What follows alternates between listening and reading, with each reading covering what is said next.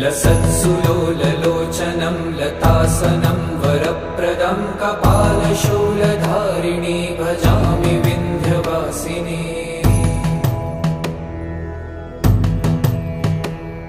कराब्जदानदाधरां शिवा शिवां प्रदायिनी वरावराननां शुभां भजामि विन्ध्यवासिनी।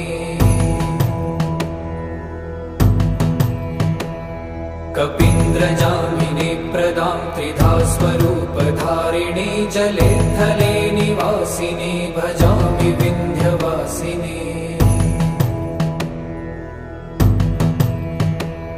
विशिष्टशिष्टकारिणी विशालरूपधारिणी महोदरे